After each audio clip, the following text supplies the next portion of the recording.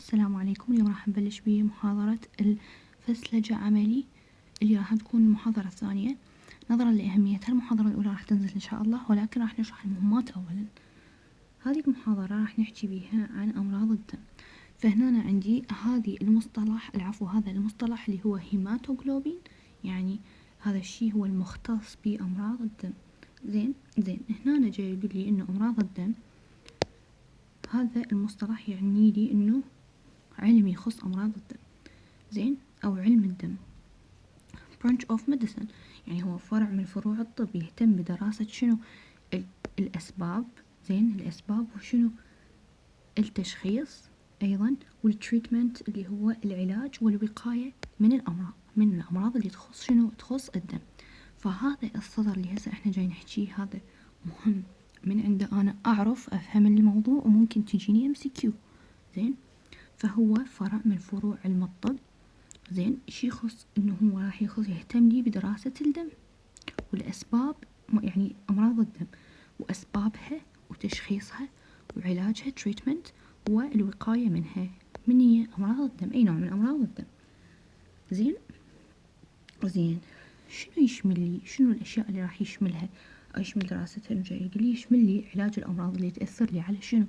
تأثر لي على انتاج الدم، زين، مثل الخلايا الدم، البلود سيلز والهيموغلوبين، وأيضا blood proteins بروتينات الدم، وأيضا نخاع العظم، وأيضا الصفيحات الدموية والأوعية الدموية والطحال أيضا. وآخر شي عندي شنو؟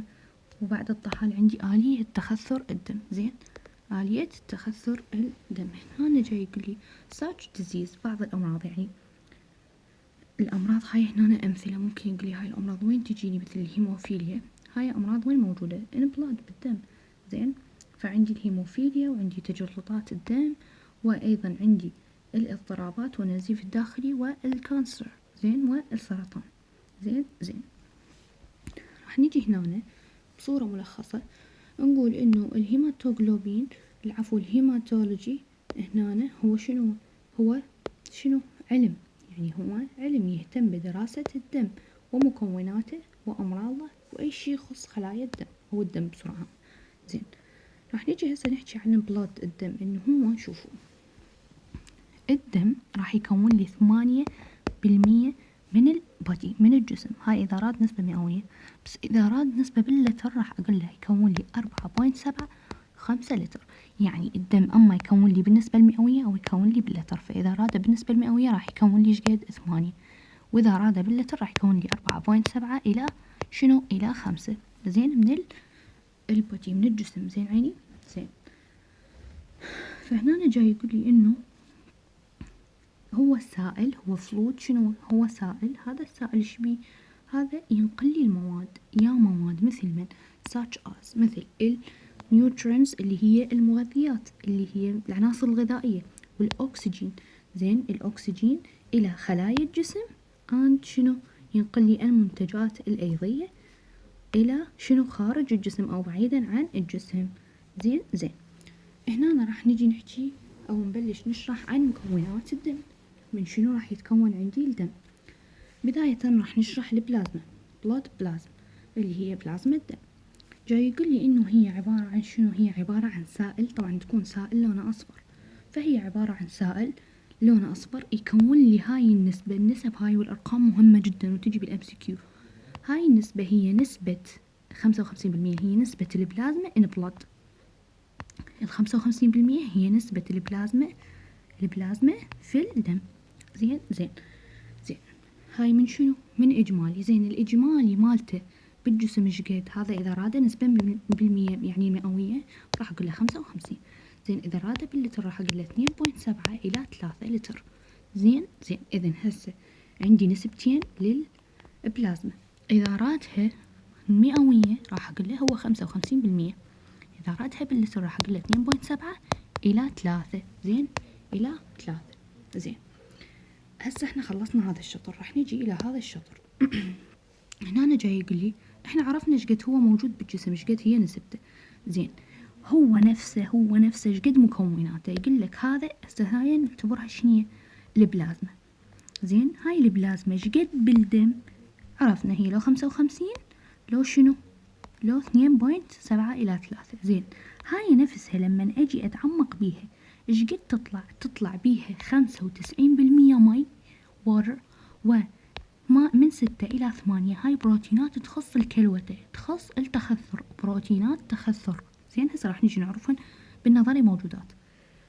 زين فهو البلازما يتكون من مي وبروتينات، المي ايش قد 95، والبروتينات هي بروتينات تخثر من 6 إلى 8.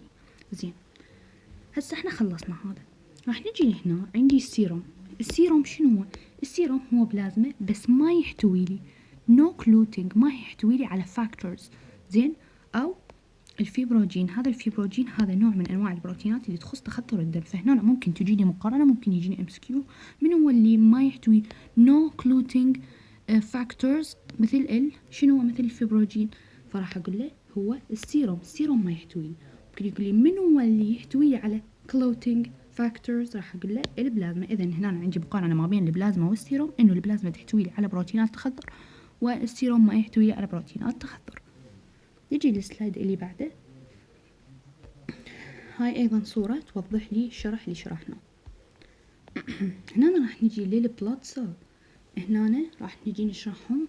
احنا عندنا 3 أنواع من الخلايا. زين الخلية الأولى هي من هي؟ البلاد سيل، الريد بلاد سيل. زين اللي هي خلايا الدم الحمراء، وهذا اسمها باللاتيني، هذا لازم ينحفظ. زين هنا راح نجي النورمال رينج، يعني المعدل الطبيعي اللي موجود في جسم الإنسان من الخلايا الحمراء إيش قد؟ لازم نحفظ. هنا عندي للرجال أول شي عندي للميل وعندي للفيميل.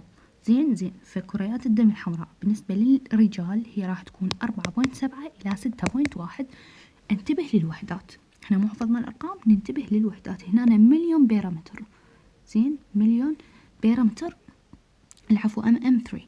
زين هاي وين؟ هاي بالميل. زين وبالفيميل عندي شقد 4.2 إلى 5.4 همين مليون بيرا ام 3. زين هاي من هاي خلايا الدم الحمراء. عرفنا انه الرجال عندهم اكثر من النساء. راح نجي الى الوايت بي سي اللي هي خلايا الدم البيض، هذا ايضا اسمها ينحفظ. زين ايش قد النورمال رينج مالتها؟ النورمال هو من 4 إلى 11. ننتبه للوحدات، الوحدات هنا وين هذه الوحدات؟ هنا عندي قال لي 1000 ما قال لي مليون. هنا قال لي مليون، ممكن ينطيني اياها ويقول لي هنا مليون، فانا لازم اعرف انه هي مو بالمليون، هي ب1000 بيرا ام 3.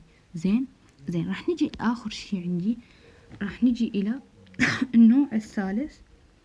هنا همين لازم انتبه للرنج مالته. زين عيني الصفيحات الدموية، وهذا اسمها اللاتيني. هنا من 2000 إلى 5000، هنا همين 1000. زين فالوحدة مالتها مشابهة لوحدة خلايا الدم البيض، فهنا الوحدات والأرقام مهمة جدا، وأيضا الأسماء هذه. زين هذا المخطط مهم جدا.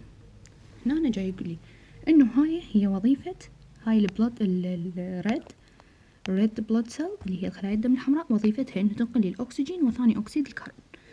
هنا راح نجي للشسمة الأوعية الدموية، العفو الصفائح الدموية، هي هذه وظيفتها. زين يعني تساعد لي الشسمة، تساعد لي الدم. زين أما بالنسبة للنقطة الثانية اللي عبرناها، فهنا تساعد لي في تخثر الدم، كلوتينج، هاي كلمة كلوتينج. فهنا عندي الصفيحات الدموية راح تساعد لي في تخثر الدم. أما بالنسبة لهذه الجزء الثالث اللي هي خلايا الثاني اللي هو خلايا الدم البيض، هنا راح تجيني عندي بيها أنواع. زين عندي بيها كم نوع؟ عندي بيها 5 أنواع. هذه الأنواع هذه تنحفظ، راح أحتاجها حتى في التحاليل، هذه مهمة. زين فهنا هاي راح شو تسوي؟ راح تحارب لي الالتهابات. وظيفتها إذا قال لي وظيفة الوايت بي سي، أقول له هنا تحارب لي الالتهابات، وهنا تنقل لي الأكسجين وثاني أكسيد الكربون، وهنا تساعد لي في التخثر. فهنا عرفنا الوظيفة مال الوايت بي سي. زين شلون راح تساعدني؟ مثل عندي هاي الوحيدات، الخلايا الليمفية، القاعدية، وهذني الأمور، والعادلات والحميضات، وهذه الأمور هذني ينحفظن أسمائهن مهمات جدا. نجي للي بعده. هنا راح نجي إلى طرق سحب الدم. زين راح نجي إلى طرق سحب الدم. عندي 3 طرق لسحب الدم. راح نجي للطريقة الأولى. بداية عندي شو اسمه أول نوع بالأنواع مال سحب الدم، راح نجي إلى الدم الوريدي. الدم الوريدي جاي يقول إنه إحنا بعض التحاليل اللي إحنا نريدها تحتاج فقط دم قليل، زين، يعني سنتيمترات من الدم مثل ما هو جاي يقول، يعني ما أحتاج كمية كبيرة، فأنا راح أروح أخذها مثل ما موضح عندي بالصورة من الوريد، زين. اللي مهم هنا إنه أنا أعرف شنو حاجة الدم الوريدي ومكانه. حاجته إنه أنا أحتاج فقط a few سنتيمتر، يعني أحتاج سنتيمترات قليلة من الدم، فأروح أخذ من الدم الوريدي، زين. وين أماكنه؟ من أقدر أحصل عليه؟ عن طريق وخز شنو؟ جاي يقول لي إنه إحنا راح نحصل عليه عن طريق إنه نسحب أو وخز الوريد عن طريق سحب عينة من الدم. وين؟ هنا عندي من الريست ومن الهاند ومن الأنكل. إذا هذه الأماكن جدا مهمة، هذه أماكن سحب الدم الوريدي من الريست والهاند والأنكل، زين عيني، زين. راح نجي لي النوع الثاني من أنواع سحب الدم اللي هو الكابيلاري بلود، زين. راح نجي للكابيلاري بلود. هنا جاي يقول لي إنه أنا أحتاج some taste. هنا يعني أنا أريد، هذا اسمه الدم يعني الشعري، هذا أريد أسوي فحص، بس أريد قطرات. هناك كنا نحتاج بعض السنتيمترات بالدم الوريدي، هنا لا، أريد قطرة مثل تحليل السكري، هذا اللي نسويه بالأجهزة. فهنا أنا أحتاج يعني بس قطرات، يعني مو كمية كبيرة. فشلون راح أقدر أحصل عليها؟ وين الأماكن اللي أحصل عليها؟ هنا أنا جاي يقولي بشحمة الأذن، هذه الأماكن مهمة، أحتاج ألقاه بشحمة الأذن، وأحتاجه بهذا طرف الإصبع هذا، زين، اللي هو finger tips، وأحتاجه ألقاه وين في سطح أو يعني الشعب مال الرجل، وين من عند الأطفال الحديثين الولادة أو الرضع، زين. راح نجي للنوع الثالث وهو سحب الدم من الشريان، زين، الارتيريال بلود. هنا هذا يعني النوع الصعب واللي أحتاج به كميات مثلا دم هواية، فراح أجي إلى هذا، وهو طبعا مو الكل يدبره، زين. هنا أنا أريد أخذ بإجراء طبي، ليش؟ حتى مثلا أريد أحصل على معلومات للO2 والCO2 أو الPH.